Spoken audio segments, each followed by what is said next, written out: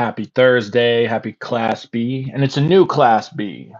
So that is certainly something to be happy, excited about because I made the decision. I made up my mind on what we're going to read. So, apologies to anybody who was wanting a little bit more of a heads up, but I couldn't even make up my own mind. It was, oh man, was it a challenge to say the least? There's just so many good books out there and so much other stuff to do. There's always time, though. Don't trick yourself into thinking you don't have enough time. But how are you using that time? Are we using it to make sure our sound works? Yourself into thinking you don't. Yep, that's exactly what I did, and it does work. So that's good. Check that box. Let's play some music. And then, oh, I got to get my chat pulled back up. Come on. So, welcome, though, everyone. This is Jay Baldale. This is Class B for the week. Class 2, Class Omega, whatever you want to call it. A and B, 1 and 2, Alpha and Omega. And so, okay, there we go. Chat, check. Music, check. Probably need to take off this extra shirt again. So we'll check that box here in just a second. And then let's do it. But the moment we've all been waiting for. What are we going to do for Class B this time around? There are just so many decisions to make. And I was tempted to maybe do another Swami Vivekananda, but we got time. We'll get him again somewhat soonish. But I was thinking there's a real kind of cosmic type of energy going around right now. And so we better read. Also with the death of Pope Peter J. Carroll, there's also a real, theme of people probably diving a little bit more into chaos magic. So this is going to be a little adjacent to that. So we'll get our Class A book out of the way and Class B. Here we go. We're going to go ahead and do Robert Anton Wilson's Cosmic Trigger. Cosmic Trigger 1, this ended up becoming a series. So, but the first book we're for sure going to read. And it's a really good one. There's a little bit in it that's a little bit dated, but just about everybody agrees that it is still a masterpiece. And I for sure agree with that. But also, the people out there who, I don't know, have some type of voice in this type of world, this esoteric, occult, Illuminati world. Most everybody agrees that basically everything Robert Anton Wilson wrote was wonderful, but especially this one here, Cosmic Trigger. I mean, if you're gonna read a Robert Anton Wilson book, this is going to be the one. We should better pull a tarot real quick before we get too ahead of ourselves. And once your goddess, great to see you. I hope you're having a good day. And SDGH, I hope you're having a good day as well. Welcome in. So, new book, new class. Oh, that one tried to jump out. Should we go with it? Oh, we're going to go with that one instead, man. If it ain't one jumper, it's another. Okay, Knight of Swords, Fire of Air. And I'm pretty sure he's popped up for us at least once before. So, this particular knight or king, there are knights in this deck and in some other decks, but it's usually a king. I think at least more often it's a king. But, so that the element of fire and in the realm of air, and the way that he's flying forward, he's definitely marching forward, but it almost looks like he's kind of flying like off the head of his helmet there. It looks like these wings, like it would be of a helicopter's blades or something. And he's got these two different swords. He's got a longer sword and a shorter sword. So it seems like his ability to use those swords in these different ways is pretty well refined. And that's something that seems to be very true about Robert Anton Wilson in this particular book here, because I know that there's some people out there, you might be real scared of like the Illuminati agenda. Oh no, not the Illuminati, not the Freemasons. Oh no. But this particular card does go pretty swell. We see those three little birds there, so maybe that's our three gunas, our three fundamental principles behind creation, whether it's on a above or a below level. And a trigger, right? Fire would go along with the trigger a little bit well, cosmic trigger. So, and the way he's flying through the sky, well, is he up in space? Is he just in the sky here on Earth? I guess we don't know for sure. Although a blue sky is probably going to be on Earth, since space is pretty black and void between the stars. That is. But fire, that's kind of like the trigger initially when we talk about like the realm of absolute, the element of fire, the way that that works in these symbolic ways that brings creation into being. Well, that initial trigger or that initial spark leads us down the tree as we come into a more concrete and dense type of matter. And so we see both the masculine elements here as well, earth and fire. Hmm. Okay, well, for sure, what I know from this book, that this card and its ability to discern, but also to stay grounded in, you could say that that fiery realm to a degree, is definitely going to be a good theme to go along with this particular book. But maybe in your own personal life, you're having some sparks, and those sparks, and then those ideas, and the way you're swirling them around your head. And so be sure that you those two swords measure twice, cut once, right? Before you get to your final result or your final secret of the Illuminati. All right. Well, with that being said, let's do it. Man, I almost was just going to wait and stream tomorrow since we're getting a later start than usual, but nah, we'll go ahead. This book's got a few intros though, so maybe we'll break up over the next couple days and do a couple shorter streams on the intros before we get into the book proper, like intros and forewords and etc. But oh, nice one right here. This "'Tis an ill wind that blows no minds" from Malaclips the Younger of the Principia Discordia. So if you're somebody who's familiar with Discordianism, then that might not be new to you. But based on our tarot card we just pulled too, an ill wind that blows no minds. And we got a cool image in here. There's a lot of cool images within this book. So as we get to them, I'll be sure to let you know so you can hopefully stop and take a look at them, because they're definitely pretty neat. And then this book is dedicated to Ken Campbell and the Science Fiction Theatre of Liverpool, England, and to the Temple of the Hidden God, Houston, Texas. Appreciation for the light along the way, Alan Watts, Timothy Leary, Parsifal, Malaclips the Younger, the New Reformed Orthodox Order of the Golden Dawn, and Dr. Israel Regardi. Very nice. All right.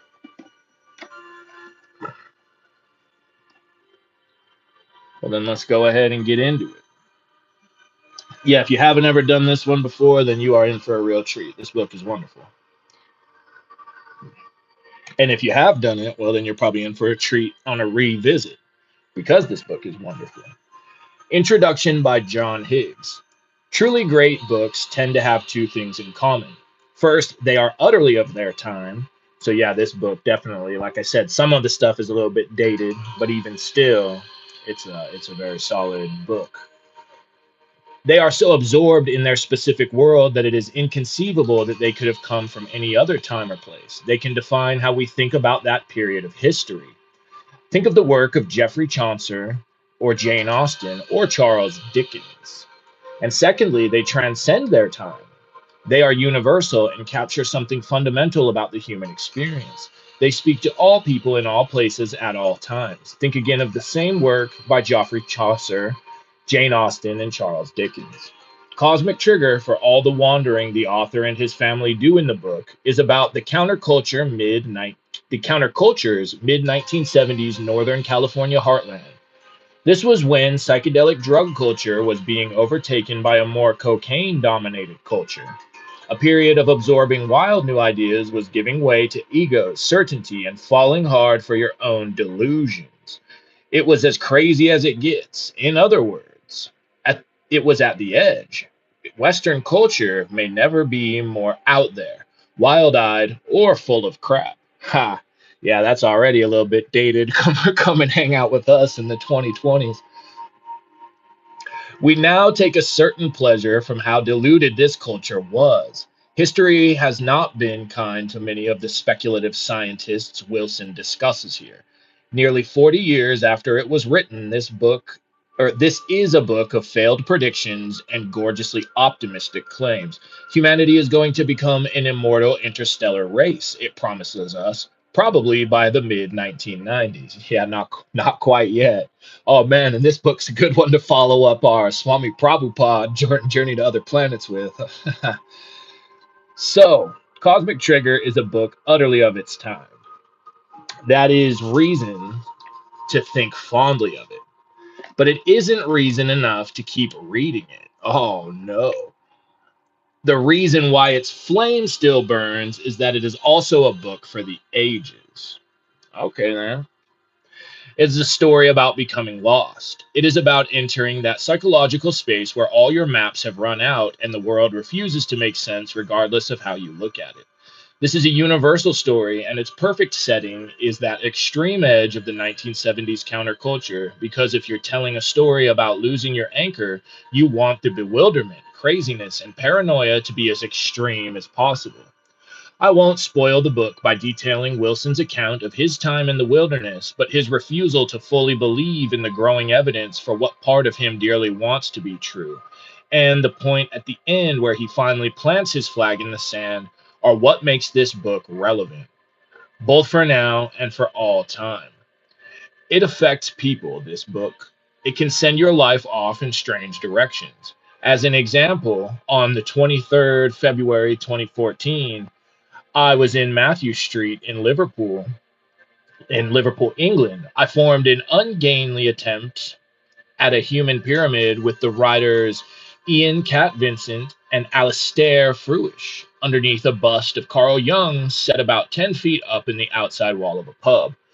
This allowed the theater director Daisy Eris Campbell to scramble up on our backs and place a pair of rainbow knickers on Jung's head. A wave of cheering and approval then came from the assembled crowd of 50 or so, cheering that only increased when a poor, bewildered football fan wearing a Liverpool shirt with a number 23 on his back happened to wander past. All this probably needs a bit of explanation. The statue and a nearby manhole cover are significant in Liverpool folklore thanks to a dream that Young once had. Its impact on the Liverpool poet Peter O'Halloran and their proximity to the Cavern Club where the Beatles emerged to change the world. Campbell, who was embarking on a theatrical adaptation of Cosmic Trigger, also viewed the location, the bust, and the knickers as deeply meaningful, but for her own personal reasons. I too found it significant in part of its connections to a book about the 90s dance band, the KLF, I had just written. The Scottish artist Moneyburner and one half of the KLF, Bill Drummond, had recently spent 17 hours of his 60th birthday standing on the nearby manhole cover for reasons that were meaningful to him. My book also mentions the musician and writer Julian Cope, who had busked under this same statue a year or so before for reasons that made sense in his personal mythology. Pretty much everybody considered the location meaningful. In other words, they just had differing reasons as to why. This might sound problematic. When people disagree about what is meaningful, it rarely ends well. But the people assembled in Matthew Street had read Robert Anton Wilson and they took it as read that others see differently. Excuse me. And they took it as read that others see things differently. They knew that this doesn't diminish what they find personally important. On the contrary, it reveals further pieces of the puzzle. Oh, I probably should have highlighted that on the first go around.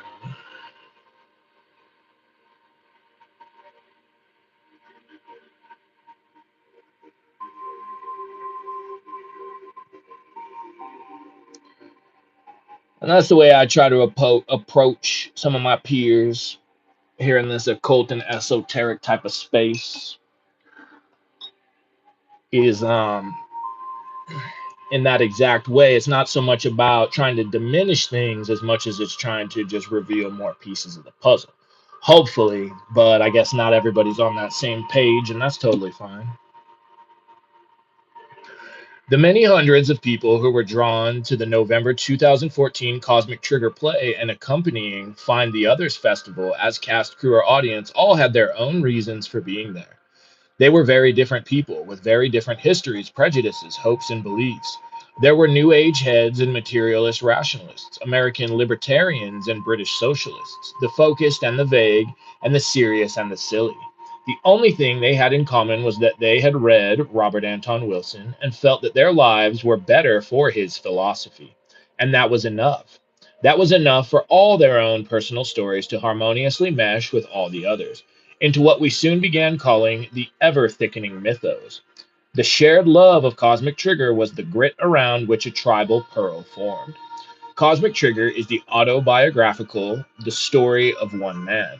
Excuse me, is autobiographical, the story of one man. Yet it has become a glue which connects the personal mythologies of a wide network of people, all of whom add to a greater story which we only catch glimpses of. In a short novel I wrote called The Brandy of the Damned, the characters find pages from an alternative Bible. One reads, if you apply meaning to a thing you have made, then you have art. If you apply meaning to a person, then you have love. If you apply meaning to the universe, then you have God. Meaning is free. Man, I heard something about that was a cage or something like that, though. There is an inexhaustible supply of meaning. So what's the fucking problem? The problem is if I'm allowed to swear if the author says it, all right? That doesn't violate my Liber practices. The problem is, of course, that meaning is not fixed. It ebbs and flows like the tide. Sometimes you are drenched in the stuff, and life is self-evidently worthwhile and full of purpose and humor. At others, it all drains away and you are left with the horrors. In Cosmic Trigger, Robert Anton Wilson shows us how to navigate these waters both when life is too meaningful and when all meaning is gone. Wilson's own personal mythology and what was meaningful to him is great fun. What gray-faced soul does not enjoy a yarn about giant invisible rabbit spirits, the number 23, and 6,000-year-old communications with the dog star Sirius. But as Wilson would be the first to insist, just because these things were meaningful in his personal story does not mean that they should be equally meaningful in yours. Your own personal mythos will be equally idiosyncratic and peculiar, and it will always be more sustaining, rewarding, and funny than anyone else's. And as Wilson once said, humans live through their myths and only endure their realities. Some more highlighting. I should have got on the first time. That's all right. That's how it goes. Okay, so just because these things were meaningful in his personal story does not mean that they should be equally meaningful in yours. Your own personal mythos will be equally idiosyncratic and peculiar, and it will always be more sustaining, rewarding, and funny than anyone else's.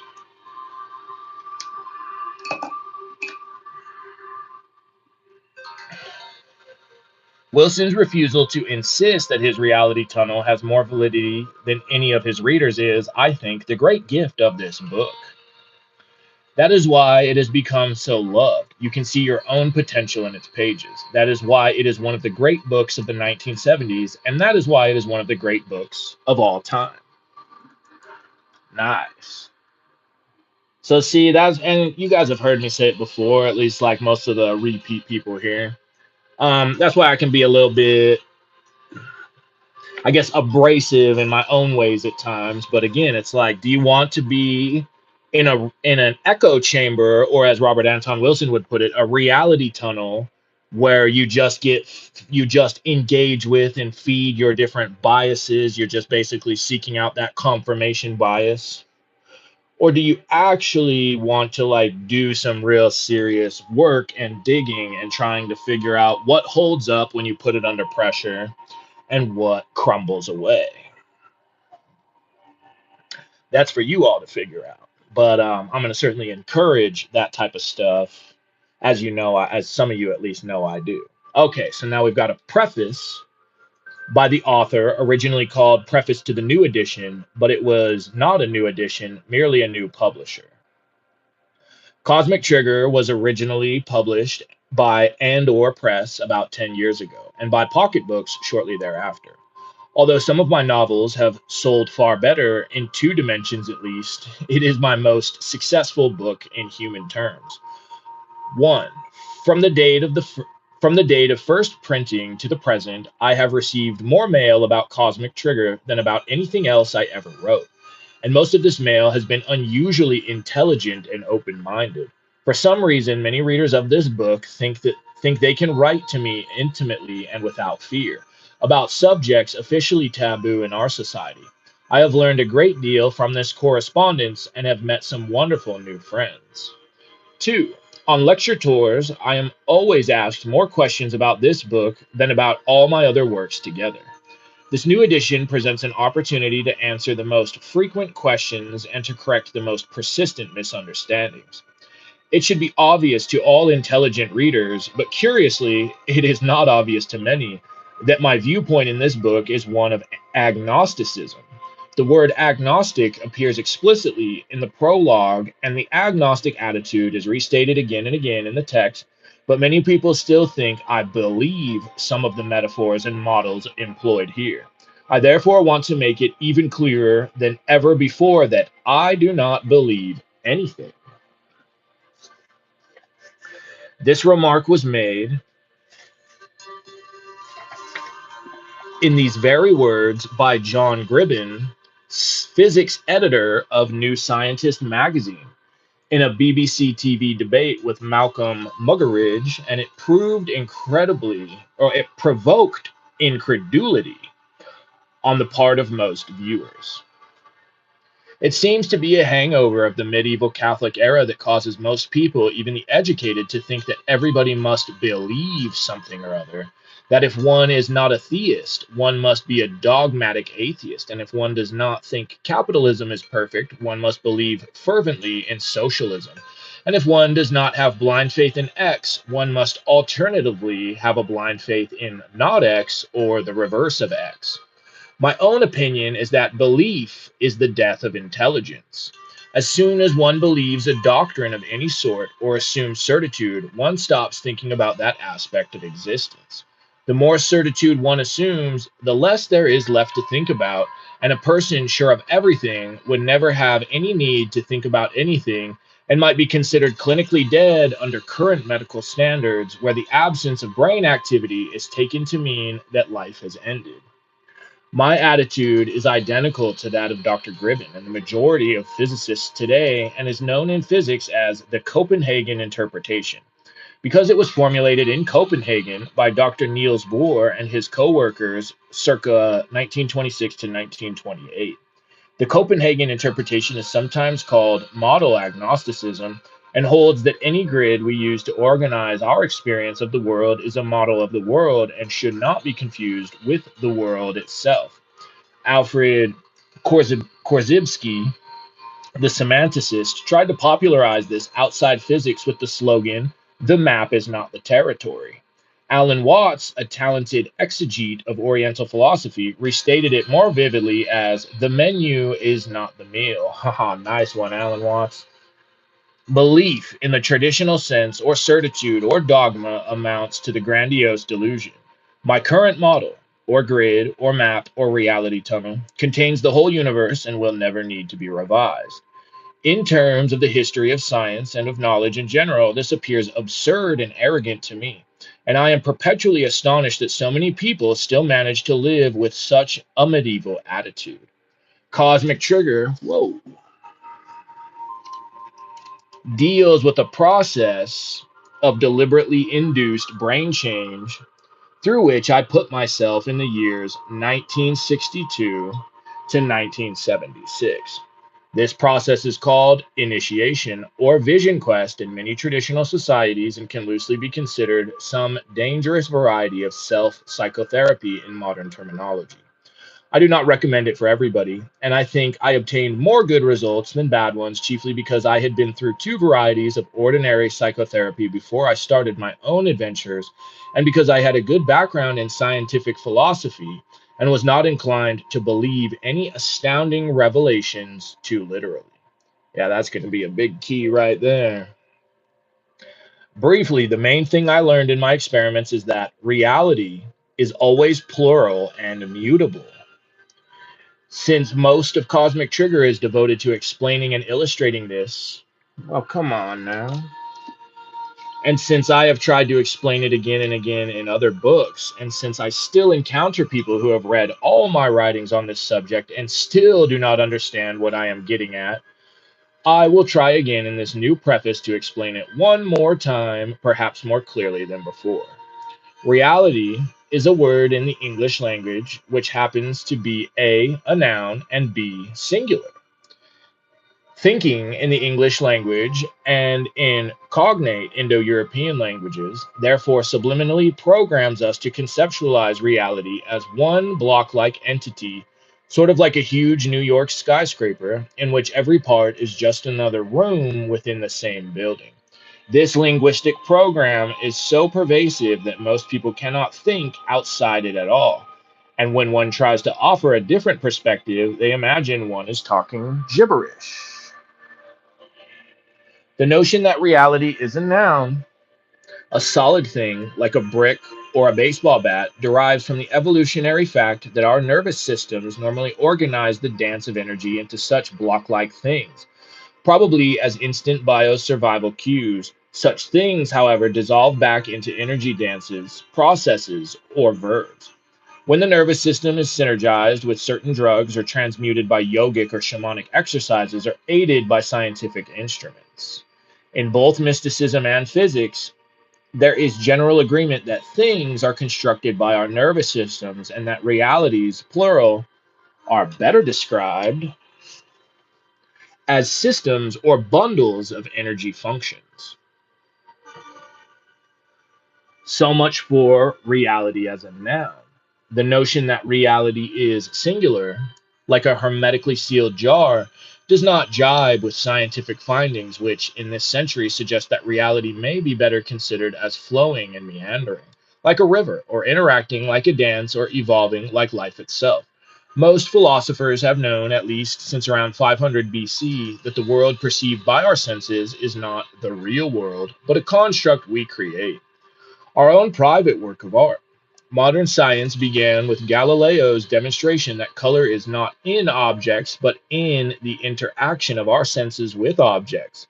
Despite this philosophic and scientific knowledge of neurologic relativity, which has been more clearly demonstrated with each major advance in instrumentation, we still, due to language, think that behind the flowing, meandering, interacting, evolving universe created by perception is one solid, monolithic reality, hard and crisply outlined as an iron bar. Quantum physics has undermined that Platonic iron bar reality by showing that it makes more sense scientifically to talk only of the interactions we actually experience, our operations in the laboratory. And perception psychology has undermined the Platonic reality by showing that assuming it exists leads to hopeless contradictions in explaining how we actually perceive that a hippopotamus is not a symphony orchestra. The only realities, plural, that we actually experience and can talk meaningfully about are perceived realities, experienced realities, existential realities, realities involving ourselves as editors. And they are all relative to the observer, fluctuating, evolving, capable of being magnified and enriched, moving from low resolution to hi fi, and do not fit together like the pieces of a jigsaw into one single reality with a capital R. Rather, they cast illumination upon one another by contrast, like the paintings in a large museum or the different symphonic styles of Haydn, Mozart, Beethoven, and Mahler. Alan Watts may have said it best of all: the universe is a giant Rorschach inkblot. Science finds one meaning in it in the 18th century, another in the 19th, a third in the 20th. Each artist finds unique meanings on other levels of abstraction, And each man and woman finds different meanings at different hours of the day, depending on the internal and external environments. This book deals with what I have called induced brain change, which Dr. John Lilly more resoundingly calls metaprogramming the human biocomputer.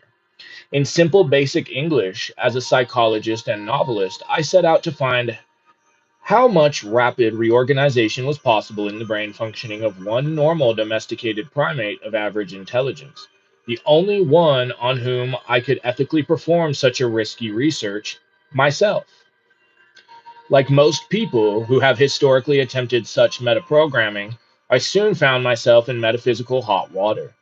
It became urgently obvious that my previous models and metaphors would not and could not account for what I was experiencing. I therefore had to create new models and metaphors as I went along. Since I was dealing with matters outside consensus reality tunnels, some of my metaphors are rather extraordinary. That does not bother me, since I am at least as much an artist as a psychologist, but it does bother me when people take these metaphors too literally. I beg you, gentle reader, to memorize the quote from Aleister Crowley at the beginning of part one and repeat it to yourself if at any point you start thinking that I am bringing you the latest theological revelations from Cosmic Central. What my experiments demonstrate, what all such experiments throughout history have demonstrated, is simply that our models of reality are very small and tidy. The universe of experience is huge and untidy, and no model can ever include all the huge untidiness perceived by uncensored consciousness. Yeah, I'll say. Better highlight that one.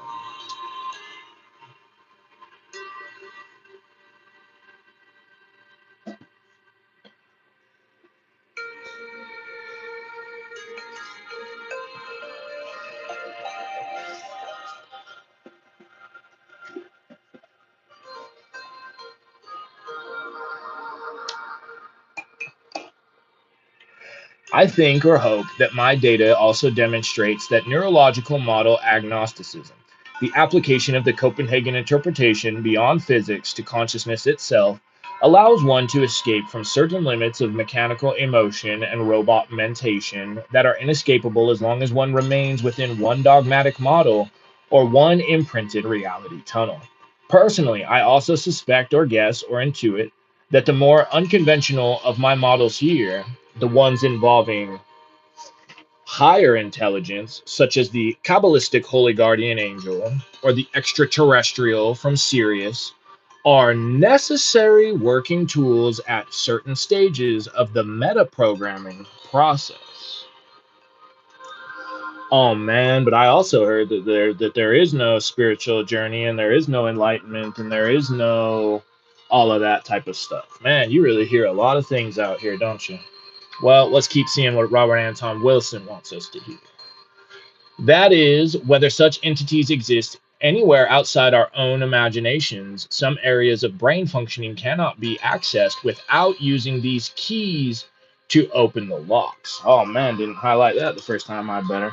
Exactly, dude. So it's exactly like Dion Fortune says the same thing in the beginning of Cosmic Doctrine, where she says, I honestly don't know if the me contacting and channeling these beings and this therefore this book and information is a process, it is the results of the process and results of like X, Y, or Z, but I do know that I can't get it to happen any other way. But yep, we better all just hang up the boots and give it a rest, because there is no spiritual journey, there is no enlightenment.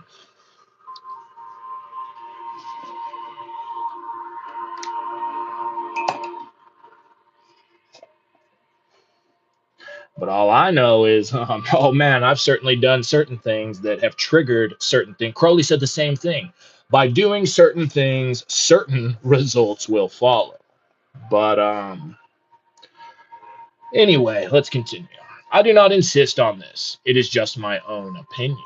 Some people seem to get through this area of Chapel Perilous without such personalized guides. Yeah, and fair enough, without a doubt. That's why I say, so there are some people who are right. They don't need that, but it seems, I mean, the history and the records show that that's been a pretty few and far between amount of people. And so That's why, like, some of these people might hear these things and decide, oh, I don't need to, like, especially you're always going to hear them when you're like in the middle of something serious. You're in the middle of some type of serious working, and now all of some sudden one of your friends or somebody you consider to be a worthwhile teacher starts saying stuff that makes you feel like you just, oh, I don't even need to be doing this. This is silly.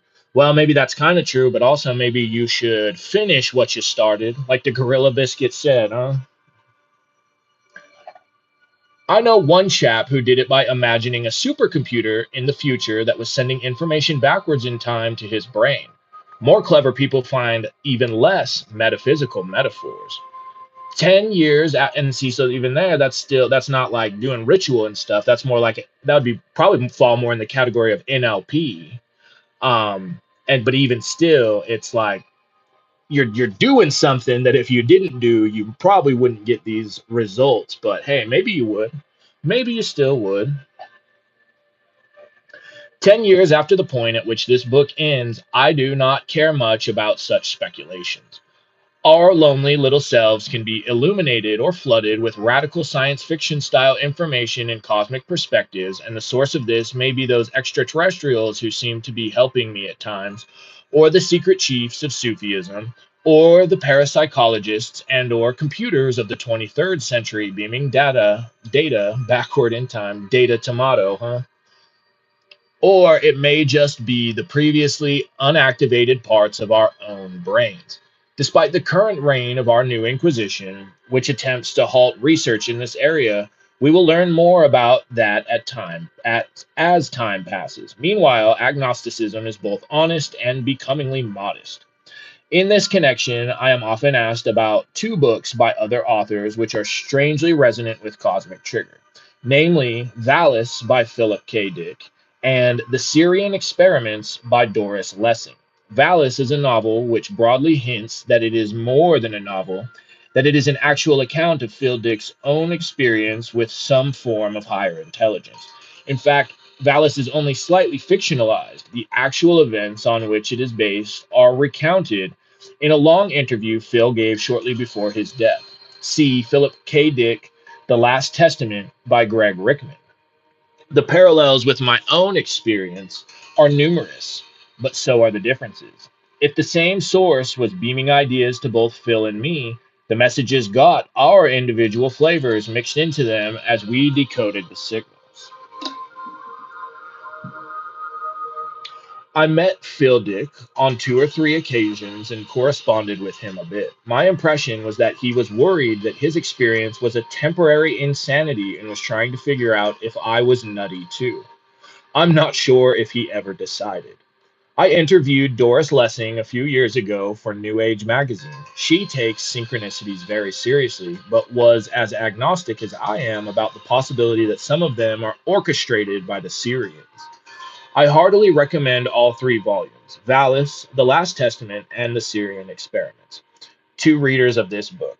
Unless you are locked into a very dogmatic reality tunnel, you will have a few weird moments of wondering if Syrians are experimenting on us, and a few weird moments can be a liberating experience for those who aren't scared to death by them. What is more important than such extra mundane speculation, I think, are practical and pragmatic questions about what one does with the results of brain change experience. I'll say. It is quite easy, I have discovered, by meeting many New Age people to use the techniques in this book and go stone crazy with them. Paranoid and schizophrenic cases are quite common among those who experiment in this area. Less clinical, but socially even more nefarious, are the leagues of self proclaimed gurus and their equally deluded disciples who have discovered, as I did, that there are many realities, plural, but have picked out one favorite non Occidental reality tunnel, named it ultimate reality or true reality, and established new fanaticisms, snobberies, dogmas, and cults around these delusions.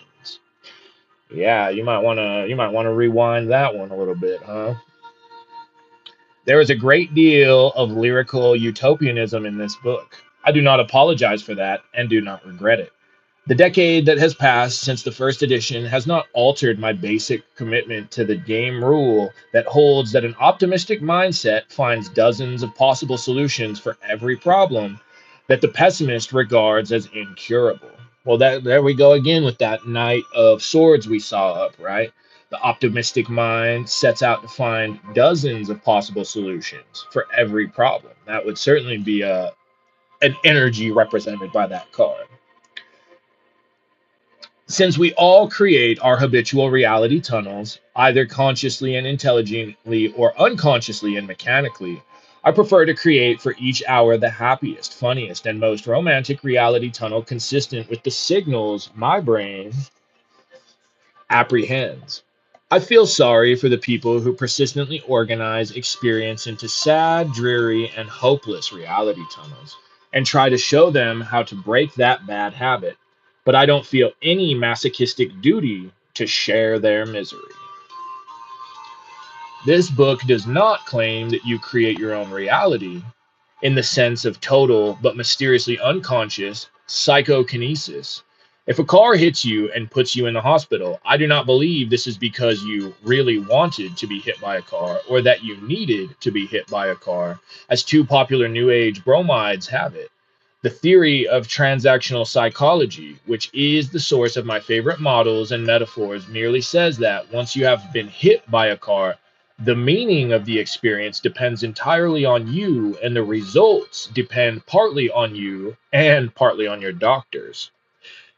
If it is medically possible for you to live, and sometimes even if the doctors think it is medically impossible, you ultimately decide whether to get out of the hospital in a hurry or to lie around suffering and complaining. Most of the time, this kind of decision is unconscious and mechanical, but with the techniques described in this book, such decisions can become conscious and intelligent. The last part of this book deals with the worst tragedy of my life. I want to say, without self pity, a vice I despise, that my years on this planet have included many other terrible and punishing experiences, starting with two bouts of polio when I was a child and including dozens of other things I don't want to complain about in public. When I write of creating a better and more optimistic reality tunnel, of transcending ego games, and of similar matters, it is not because I have lived in an ivory tower. It is because I have learned a few practical techniques for dealing with the brutal conditions on this primitive planet. People at my lectures and seminars usually ask me if I am still optimistic about civilian space programs and life extension. I am more optimistic than ever. Despite the seemingly terminal case of rigid, rigidicus bureaucraticus at NASA. I have reason to believe certain European countries will soon jointly launch the kind of space migration effort advocated here. And yeah, despite Swami Prabhupada's advice, huh? And Reagan's SDI, for all its jingoism, means that more money will be spent on basic research than at any previous time in history. On the life extension front, there have been several bestsellers on the subject since this book first appeared. There is interest even in the most intellectually backward part of US society, namely the Congress, and scientists, come on now, book, and scientists in the longevity field whom I have met recently all cheerfully say they are getting more money for the research than in the 1970s. The breakthrough cannot be far away. Finally, as a matter of some entertainment value, not all the mail I have received about this book has been intelligent and thoughtful. I have received several quite nutty and unintentionally funny poison pen letters from two groups of dogmatists, fundamental Christians and fundamentalist materialists. Fundamentalist Christians and fundamentalist materialists. The fundamentalist Christians have told me that I am a slave of Satan and should have the demons expelled with an exorcism. The fundamentalist materialists inform me that I am a liar, charlatan, fraud, and scoundrel. Aside from this minor difference, the letters are astoundingly similar. Both groups share the same crusading zeal and the same total lack of humor, charity, and common human decency. These intolerable cults have served to confirm me in my agnosticism by presenting further evidence to support my contention that when dogma enters the brain, all intellectual activity ceases. Robert Anton Wilson, Dublin, 1986. Okay, and I'm going to stop it there for the day because then tomorrow we'll have another short forward by the madman himself, Timothy Leary, and then a prologue, which should run us about within our usual time frame. Yeah. And then on Saturday, we'll go ahead and get into part one. So cool. So far, yeah, this has been a good choice. I'm glad I decided to go ahead with this one. Very, very good book. Robert Anton Wilson had a lot of great things to say. So, again, if this is your first or even a repeat visit, hopefully it's as much of a treat for you as it is for me. Cool. And I think we should end up this one. I remember this one flows pretty dang good. So I think we should finish it up right around this time, same time as we finish up the Class A Transcendental Magic. So now we've got a couple classes we know we'll be in for the next few weeks before we're on to whatever the future may bring after those. So I appreciate you all very much. Much love, many blessings. Quit hanging out in echo chambers. Quit with the dogmatic type of stuff. And I love you all. I know so many of you are going to do great things. I try to say it often enough because I truly do believe it. Although that belief, oh no, what am I doing with that? Perhaps that's just more entrapment, huh? Well, either way, it's like lifelong tragedy said. This world is what you make it. This life is what you make it. The choice is up to you, whether you make or break it. All right, you guys. This has been Jay Baldale, and this has been the beginning of a new Class B with Robert Anton Wilson's Cosmic Trigger. The final secret of the Illuminati. Oh, the final secret of the Illuminati. If that don't sound juicy, I don't know what does. Okay, see you tomorrow, and bye-bye.